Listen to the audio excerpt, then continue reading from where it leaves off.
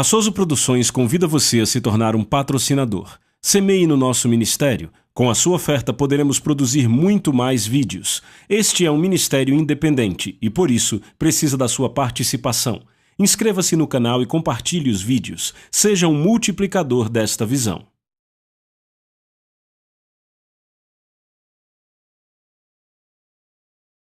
Os versículos usados nos vídeos que traduzimos nem sempre correspondem a versões em português. Muitas vezes precisamos traduzir do original em inglês para fazerem sentido no contexto do vídeo.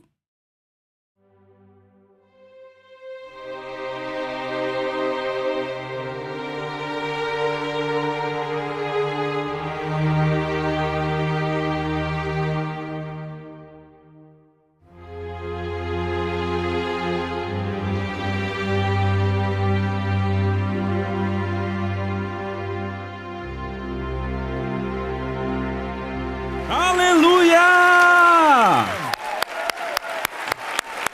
Obrigado, Jesus! Aleluia! Pai, em nome de Jesus, fale conosco de novo, Espírito Santo. Nos revele Jesus maior do que jamais o vimos. Senhor, mantenha nossos corações no temor santo de Deus, assim como no amor de Deus. Em nome de Jesus eu oro e todos que concordam gritam: Amém! Você pode sentar. Ei, você acredita que nós já estamos no vídeo da lição 6? Uau! E o título desta sessão é A Glória Vindoura. Certo, quantos aqui acreditam que estamos vivendo nos últimos dias da era da igreja? Quantos creem que o Senhor está voltando em breve? Levante sua mão. Mas eu posso dizer algo? Jesus disse que não saberíamos o dia nem a hora, mas discerniríamos a estação. E eu vou dizer, você tem que ser espiritualmente cego para não perceber que estamos vivendo essa estação, amém? Então as escrituras proféticas previram como Deus revelaria a sua glória de forma poderosa no princípio da era da igreja e novamente no término da era da igreja, imediatamente antes da sua segunda vinda. Ouçam o que o apóstolo Tiago disse em Tiago 5,7. Ele diz: sede, pois, irmãos, pacientes até a vinda do Senhor. Vejam como o lavrador aguarda com paciência o precioso fruto da terra. Repitam, precioso fruto da terra. O que é o precioso fruto da terra? Gritem! Sim, são almas, que igreja poderosa! Gostei de ver!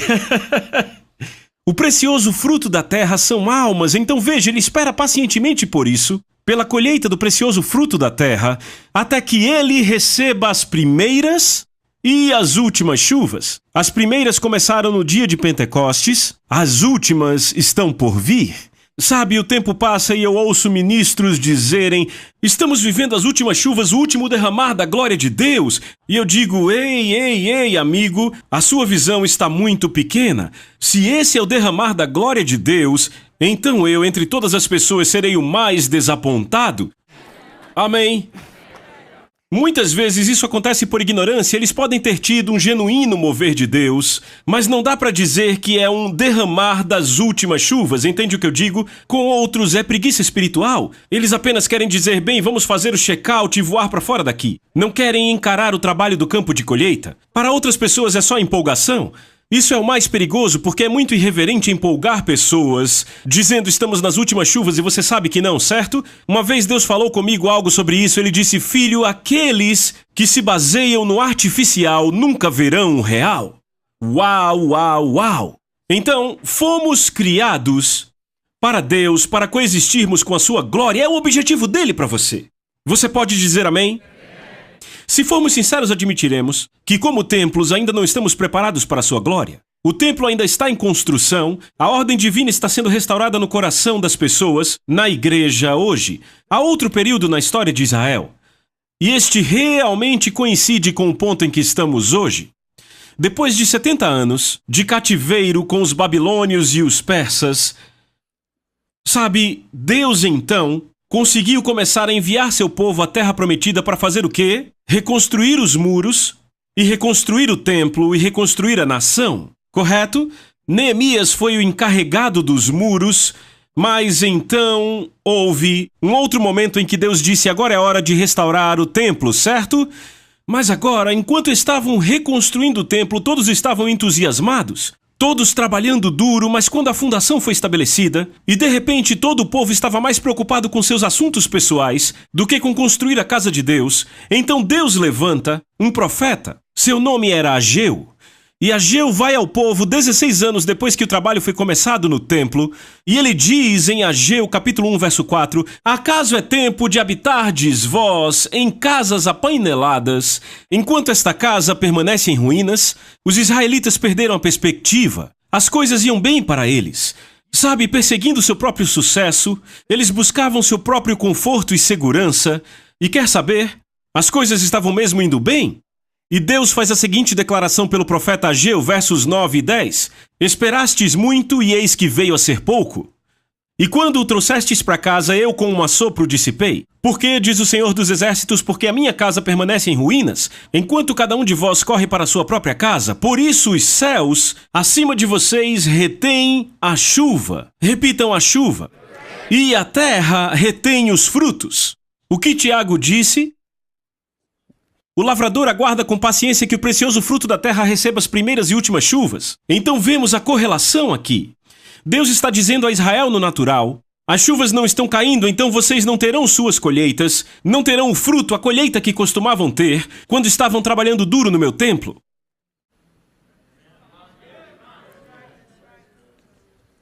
A chuva havia sido retida das colheitas deles.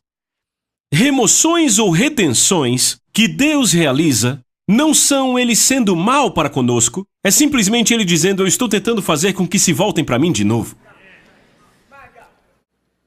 Será que hoje é tão diferente?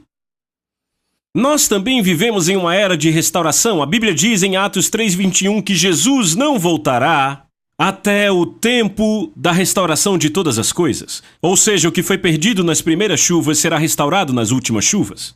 Estão comigo?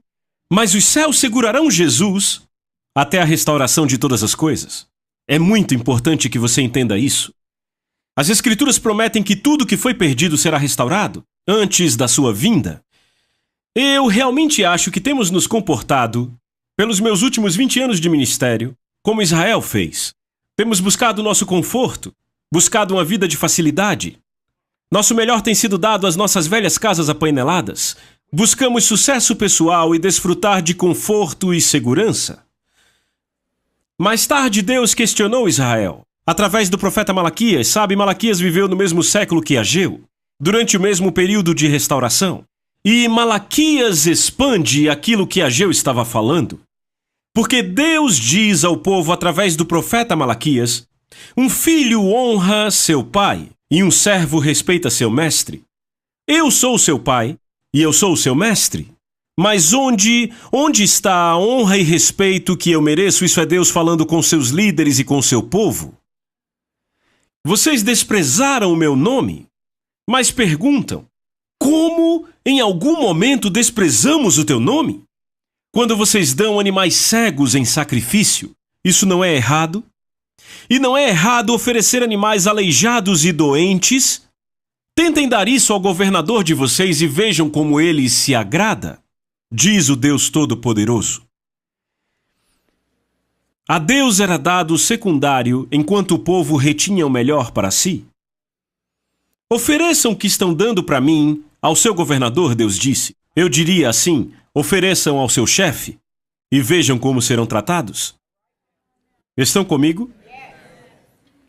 Eu poderia dizer que se a maioria dos americanos tratassem seu emprego como tratam a casa de Deus, seriam demitidos em uma semana.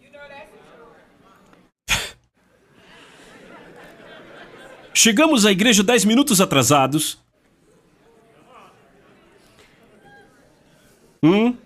Não servimos na igreja.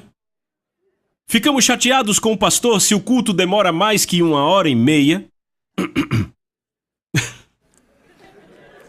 Damos gorjetas a Deus. A gente vai e honra Hollywood com $20 para pipoca e 2 assentos, mas damos a Deus uma oferta de 5 e a gente acha que é generoso? Eu estou pregando. O pastor convoca um culto de oração e uma fração da igreja aparece.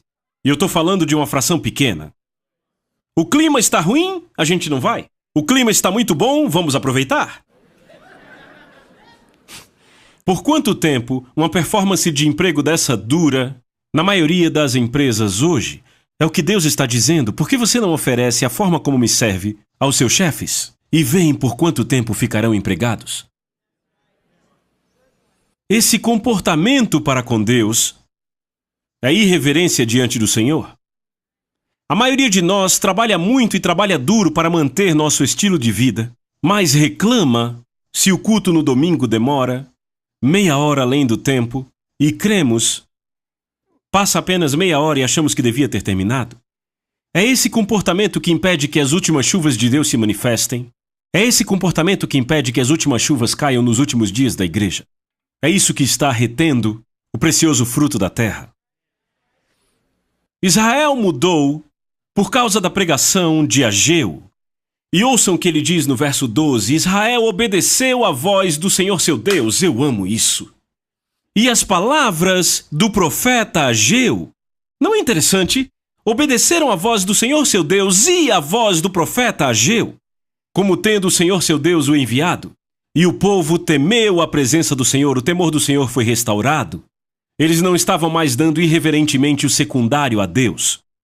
A reverência foi restaurada e agora o foco estava de novo no templo. Os interesses pessoais agora secundários. Não me entenda mal, Deus quer te abençoar. Quantas vezes eu já vi pessoas virem me testemunhar: meu Deus, essas pessoas têm uma vida tão abençoada porque colocam Deus em primeiro lugar.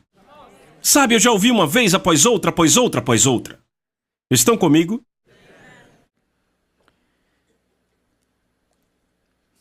Quando tememos a Deus, sempre colocaremos seus interesses acima dos nossos. Precisamos de pregadores hoje, como Ageu e Malaquias. Nossas mensagens hoje estão saindo de 50 minutos para 40 minutos e até 30 minutos. Eu já viajei milhares de quilômetros. E vários pastores já me disseram: você tem 30 minutos para dar a mensagem. Por outro lado, vamos numa universidade secular e cada aula dura 50 minutos. Numa escola secundária, aulas de 50 minutos. Como é que vamos resumir a palavra de Deus em 30 minutos? Eu garanto a vocês que seríamos a escola com a pior qualidade de educação se tratássemos nossas escolas como temos educado as igrejas na América. Nossas mensagens hoje não mais inspiram não só o amor de Deus nas pessoas, mas as mensagens não inspiram o temor do Senhor. Nossas mensagens, de fato, só levam as pessoas a ter uma vida mais confortável, ao invés de ser a palavra de Deus que passa aos corações e discerne as intenções dos corações. Não me entenda errado, há momentos em que temos que encorajar, que temos que levantar pessoas, mas eu vejo pelo Novo Testamento que há momentos de correção, há momentos de repreensão. E foram esses momentos que salvaram a minha vida. Paulo disse: para apresentar todo homem perfeito a Cristo, temos que exortá-lo e ensiná-lo. Amamos ensinos, mas desprezamos exortações. Você pode dizer amém? Então Ageu apontou a condição presente do templo. Depois que o povo começa a obedecer à voz de Deus, então Ageu vem e fala isso no capítulo 2. Quem entre vocês que tenha sobrevivido viu este templo na sua primeira glória? Lembre, eles ficaram presos por 7 anos. Alguns tinham 85, 90 anos e lembravam da glória daquele templo. Estão comigo? Ele diz: quem dentre vós sobreviveu e lembra da glória do primeiro templo? Ageu 2:3, quem de vocês que tenha sobrevivido viu esse templo na sua primeira glória e agora, vocês o veem agora e o comparam? Aos seus olhos ele não parece nada? Ele diz: certo, vocês lembram do templo antes do cativeiro e vocês olham o templo agora, como ele está comparado ao que era antes? Ele diz: não é nada. Eu creio que Deus está fazendo a mesma pergunta hoje. Quantos de vocês lembram da igreja na sua primeira glória? No livro de Atos, e como vocês a veem hoje em comparação? Eu acho que, se formos honestos, diremos: aos nossos olhos não é nada. Eu provo a vocês. No primeiro dia de Pentecostes, eles nem anunciaram o encontro, e 3.000 almas foram salvas às 9 da manhã. E então, às 3 horas da tarde, eles entraram no templo e fizeram levantar um homem que era aleijado e ficava no templo há muitos e muitos anos porque havia nascido aleijado. E aquele homem dá um salto e 5.000 pessoas são salvas. E a igreja sai de 120 pessoas para 8.120 pessoas em um só dia. Pedro e João são presos, são levados a interrogatório e libertados. E em seguida voltam para a igreja, começam a orar e o lugar começa a tremer. E quantos sabem que a Bíblia não exagera? Eu sei que há pescadores que exageram, sei que há pregadores que exageram, mas a Bíblia não pode exagerar porque é mentira. E Deus não pode mentir. Se diz que o prédio tremeu, ele tremeu. E eles saíram por ali e a Bíblia diz que vários milagres aconteceram pelas mãos dos apóstolos. E então vem um casal e mente sobre sua oferta e caem mortos. E então Pedro sai pelas ruas, não uma rua, mas ruas de Jerusalém, e qualquer um que passa perto da sua sombra, eu acho que era a nuvem de Deus, Deus curava, era levantado. Aleijados começavam a andar quando a sombra passava pelas ruas e os tocava. Então, toda a casa ouvia a palavra de Deus e não havia comunicação por rádio ou satélite, porque os crentes pregavam em toda a casa. E então eles são separados e, ouçam, um homem que servia as mesas das viúvas vai para Samaria, e a Bíblia diz que toda a cidade de Samaria foi salva. Então o Espírito de Deus envia esse homem para o deserto, onde ele ganha o terceiro homem mais importante da Etiópia, e então desaparece e ele é, ouçam, trasladado para outro lugar. Pedro vai para um lugar chamado Lida e havia um homem que estava paralítico há 8 anos. Ele cura o homem e a Bíblia diz que tanto Lida quanto Sarona, cidades vizinhas, todos foram salvos quando viram aquele homem andando. Eu sei que tem igrejas hoje que têm 8, 9 mil pessoas, mas e quantas outras 3 milhões de pessoas na cidade perdidas? Por que é que as grandes vias, as rodovias são congestionadas às sextas à noite, mas no domingo você pode dirigir para a igreja sem tráfego nenhum? Mas aqui cidades inteiras eram salvas. Vemos aqui também o que foi dito na cidade de Tessalônica da Grécia. O homem que virou o mundo de cabeça para baixo agora está vindo à nossa cidade. Uau, que relatório! E então chegamos ao maior de todo, esse é demais. Vamos para Atos 19:10, onde diz: E isto continuou por 2 anos, de forma que todos que habitavam na Ásia ouviram a palavra de Deus, tanto judeus quanto gregos. Você entende que ele disse todos que habitavam na Ásia? Ele não diz toda a Ásia, porque se dissesse toda a Ásia, poderia haver alguns pedaços em que não chegou a palavra. Ele não diz toda a Ásia, todos que habitavam na Ásia. Significa cada pessoa, não numa cidade da Ásia, não num país da Ásia, na região toda. Ouviram a palavra de Deus em 2 anos sem satélites e bicicletas, sem telefones, sem transmissão na rede, nada. Cada ser humano ouviu a palavra de Deus no espaço de 2 anos. Todos da Ásia. Você tem um vislumbre de como o livro de Atos é glorioso? As primeiras chuvas. Agora vamos para a pergunta de Deus de novo. Como é a igreja de hoje comparada à igreja de Atos? Eu acho que se você for honesto, dirá que nada somos, não somos nada comparado a Atos. Se formos honestos, diremos sim a isso. Podemos ter mais recursos. Mas por que não temos o impacto que a igreja antiga teve? Gastamos bilhões de dólares em prédios e fitas, livros, equipamentos de satélites, programas de TV, mas não chegamos nem perto do impacto da igreja antiga. Se acharmos que chegamos ao nosso destino, não teremos o desejo de ir além, a nossa paixão e sentimento pela aventura se perderão, e é por isso que Deus faz essa pergunta. A razão pela qual Deus faz essa pergunta não é para nos sentirmos condenados, é porque Ele quer alargar nossa visão. Porque Deus diz em Provérbios 29:18, onde não há revelação, visão profética, o povo se corrompe. Com esta revelação da nossa necessidade, Ele abre o caminho para a sua visão profética, e a visão é essa, você está pronto para ela? Ageu capítulo 2, verso 9, a glória desta última casa ou templo será maior do que a primeira. A glória da última igreja, isso é profético. Ele está falando para Israel, mas lembre que muita coisa que foi dita a Israel eram tipos e exemplos do que acontecerá conosco. Essas coisas foram escritas como exemplos para nós, diz a Bíblia. Ageu diz com ousadia, a glória desse segundo templo será maior do que no de Salomão. O que Deus está nos dizendo hoje é que a glória da última igreja será maior do que a da igreja do livro de Atos. Eu nunca vou esquecer, quando eu era pastor de jovens e estava orando um dia, o Espírito Santo, sabe, eu consigo fechar meus olhos e dizer exatamente o que eu estava orando ali. E eu estava orando, já vinha orando há algum tempo, me preparando para o culto, e o Espírito Santo me disse, John, ele disse, a glória do meu filho, nos dias que virão, será 7 vezes maior do que no livro de Atos. Eu disse, espera aí. Eu disse, Senhor, eu sei o que o livro de Atos diz. Sabe, é quase um conto de fadas de tão impressionante. Eu preciso de 3 testemunhas na Bíblia sobre isso ou eu não vou acreditar. Sabia que Deus nunca fica com raiva porque eu peço isso? Pois foi o próprio Deus que disse que pela boca de 2 ou 3 testemunhas toda palavra é estabelecida. Imediatamente, Deus começou a disparar as coisas para mim naquele lugar de oração. Ele não me deu 2, mas me deu 5 ou 6. Primeiro ele disse, o Senhor disse, ei, ele disse, John, eu não disse em Provérbios 6:31 que quando um ladrão é pego, ele tem que restituir 7 vezes o que pegou? A Bíblia diz que os céus reterão Jesus até o tempo da restauração de todas as coisas. Ele disse, o que o ladrão roubou do meu povo na era das trevas será restaurado 7 vezes antes que ele volte. Ele disse, eu não disse em minha palavra em Deuteronômio 28:7 que se o inimigo vier contra você por um caminho, ele terá que fugir por 7. Ele disse, o inimigo roubou da minha igreja na era das trevas e então ele terá que fugir por 7. Ele disse, eu não disse em Eclesiastes 7:8 que o fim de uma coisa é melhor do que o seu começo?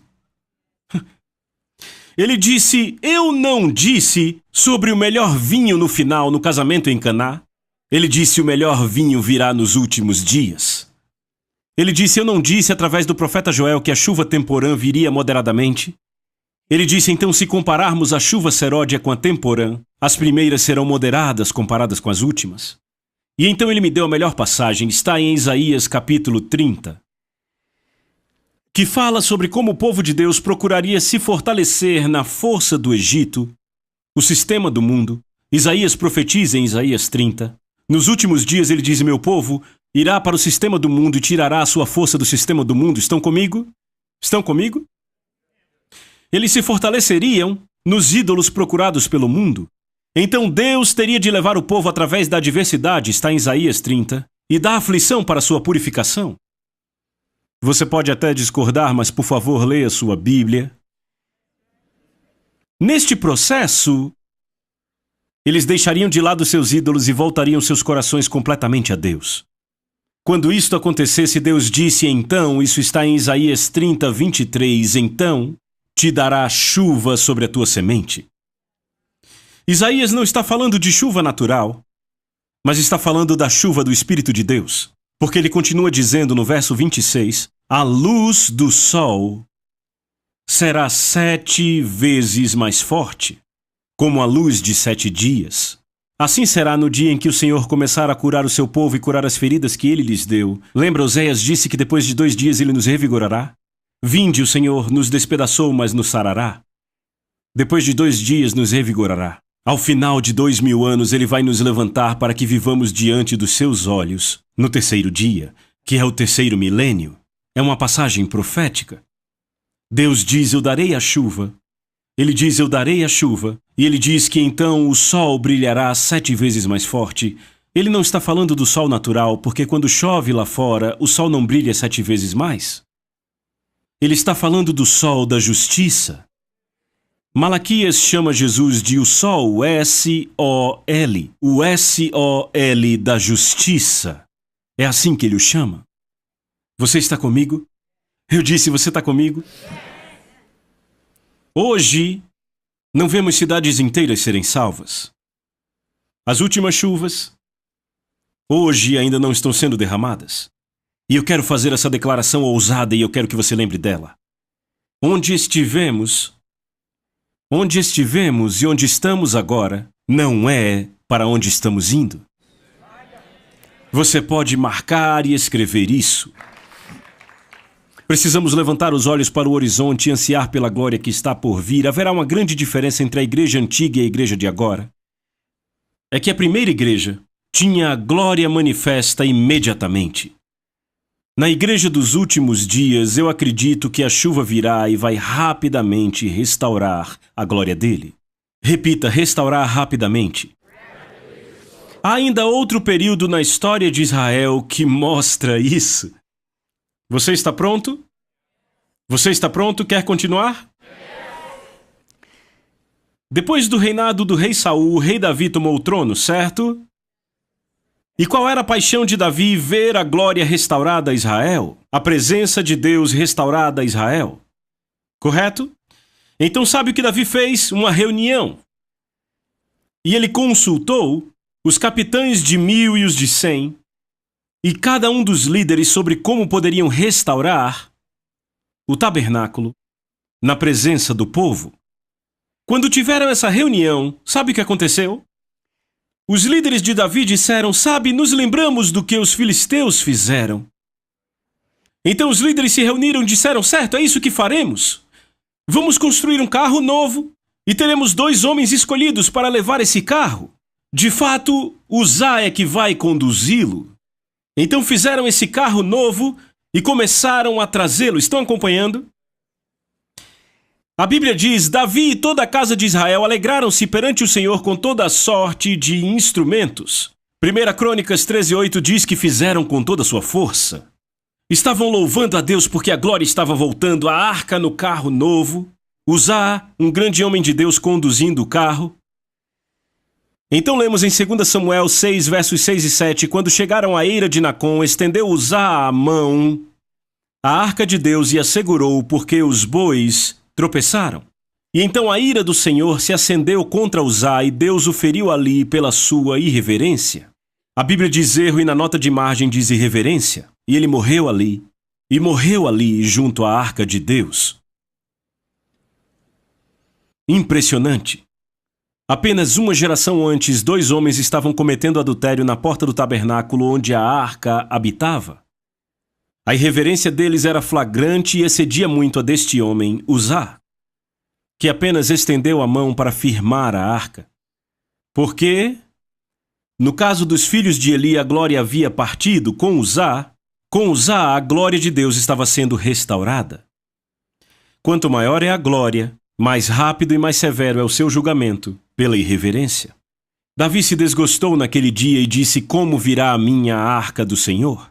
2 Samuel 6, 8 e 9. A Davi, a seus líderes e ao povo, não faltava paixão. Você está me ouvindo? Não lhes faltava paixão. Tinha havido muita preparação para recuperar a arca. Tinham trabalhado duro para isso. Eles acreditavam que estavam honrando a Deus ao levarem a arca num carro novo. E o choque de Davi se tornou em ira. Davi pode ter se questionado por que Deus fez isso. Por que ele não apreciou o nosso zelo, mas o rejeitou? Os meus esforços e os esforços dessa nação para restaurar sua presença, com tamanho julgamento. Eu fiz tudo o que eu podia para honrar a Deus e o meu melhor foi considerado inaceitável. Depois de pensar muito, sua ira virou temor. Mas Moisés tinha dito anteriormente em Deuteronômio capítulo 6, versos 1 e 2, estes são os estatutos e juízos que mandou o Senhor teu Deus, que se te ensinassem, para que os cumprisses na terra, para que temas ao Senhor teu Deus. Deus deixou mandamentos específicos também ao rei, porque Moisés, em Deuteronômio 17, versos 18 e 19, disse também, quando se assentar no trono do seu reino, escreverá para si o traslado dessa lei num livro do que está diante dos levitas, sacerdotes, e o terá consigo, e nele lerá todos os dias da sua vida, para que aprenda a temer o Senhor seu Deus. Se Davi tivesse feito isso, ele saberia que a arca deveria ser carregada pelos sacerdotes. Essa falta de conhecimento fez todo o povo de Israel imitar as formas do mundo para levar a presença de Deus. Os filisteus eram ignorantes, mas o povo de Deus não. Estamos cometendo o mesmo erro hoje? Estamos buscando diligentemente a palavra de Deus, a palavra do Senhor, nas suas escrituras? Ou estamos tirando algumas ideias para o ministério do mundo? Porque o que acontece é que quando não buscamos a Deus diligentemente, indo à sua palavra com diligência, a nossa inspiração acaba vindo do mundo em que vivemos. Vimos isso com Arão e vimos com Davi. Você ainda está comigo? As ideias do nosso ministério muitas vezes são forjadas por uma reunião de homens. E eles aparecem com ideias de como vamos restaurar a glória de Deus à igreja. Davi e seus homens desejavam a presença de Deus, mas lhes faltava o conhecimento de Deus. Provérbios diz: Filho meu, se você receber minhas palavras e entesourar meus comandos em você, se você inclinar seu ouvido à sabedoria e aplicar seu coração ao entendimento e clamar por discernimento, e levantar a sua voz por entendimento, se buscar a minha palavra como prata e tesouros escondidos, você entenderá o temor do Senhor e encontrará o conhecimento de Deus. Deus diz: se você buscar minha palavra como tesouros escondidos.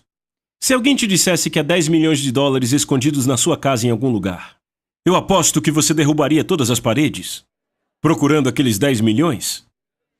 E aí temos a contraparte do Novo Testamento em Timóteo, onde Paulo diz: toda a escritura é inspirada por Deus e útil para ensinar o que é verdade e nos fazer perceber o que há de errado em nossa vida. Ela nos alinha e nos ensina a fazer o que é certo.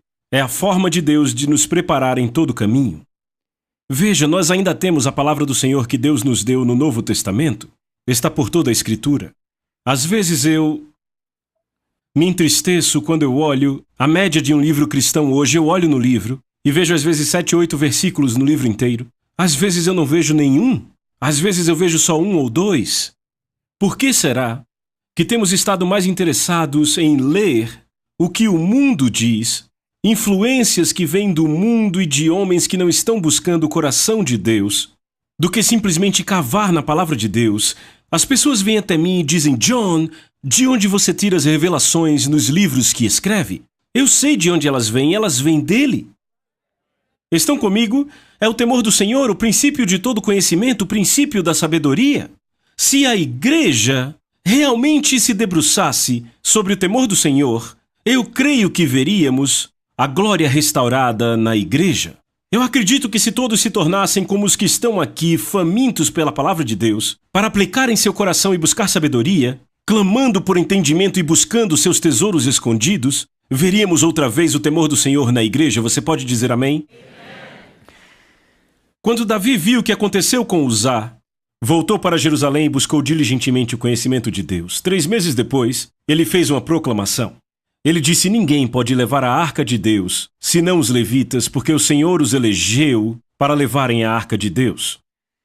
Sabe o que é interessante? É que Amós faz uma declaração. Ele diz: naquele dia, está falando dos últimos dias, levantarei o tabernáculo caído de Davi, repararei as suas brechas, e levantando-o das suas ruínas, restaurá-lo-ei como fora nos dias da antiguidade. Tiago, o apóstolo, quando ele viu os gentios vindo para o reino, ele citou as palavras de Amós e disse em Atos 15, versos 14 a 18, Simão declarou como Deus primeiramente visitou os gentios e tirou do meio deles um povo para o seu nome, e com isto as palavras dos profetas concordam, como está escrito: depois disto retornarei e reconstruirei o tabernáculo de Davi, que está caído, levantarei suas ruínas e o estabelecerei, para que o resto da humanidade possa buscar ao Senhor, até mesmo os gentios que são chamados pelo meu nome. Pelo Espírito, Tiago viu esta grande colheita de crentes vindo para o reino, crentes gentios, não crentes judeus, vindo para o reino com a restauração da glória de Deus. Mas sabe o que é interessante? É que Tiago não concluiu a mensagem de Amós no livro de Atos. A razão disso é porque a mensagem de Amós é para os nossos dias. Ouçam o que Amós continua dizendo: eis que vem dias, diz o Senhor, em que o que lavra segue logo ao que ceifa, e o que pisa as uvas ao que lança a semente, o doce vinho gotejará dos montes e fluirá de todas as colinas. Ele continua dizendo que a colheita será tão grande que o ajuntamento de almas será maior, tão grande que vai sobrecarregar a pregação que vai cultivar a terra para trazer as almas. Em outras palavras, a colheita será tão grande que vai fundir a mente. Tiago não citou essa parte da profecia de Amós porque é para os nossos dias, porque Deus disse que a colheita de almas nos últimos dias, as últimas chuvas, estarão trazendo a maior das colheitas. A maior colheita que a humanidade já viu de almas vindo para o reino vai acontecer nessa última geração. Eu quero crer com todo o meu coração que somos parte dessa geração, e eu quero trazer de novo a você a pergunta: Como você vê a igreja hoje comparada ao livro de Atos? Aos seus olhos ela é nada, mas há boas notícias. A glória da nossa última igreja será maior do que a da primeira, do que do livro de Atos. Eu não sei você, mas eu estou empolgado, amém? Vejo você na próxima sessão. A Soso Produções convida você a se tornar um patrocinador. Semeie no nosso ministério. Com a sua oferta poderemos produzir muito mais vídeos. Este é um ministério independente e, por isso, precisa da sua participação. Inscreva-se no canal e compartilhe os vídeos. Seja um multiplicador desta visão.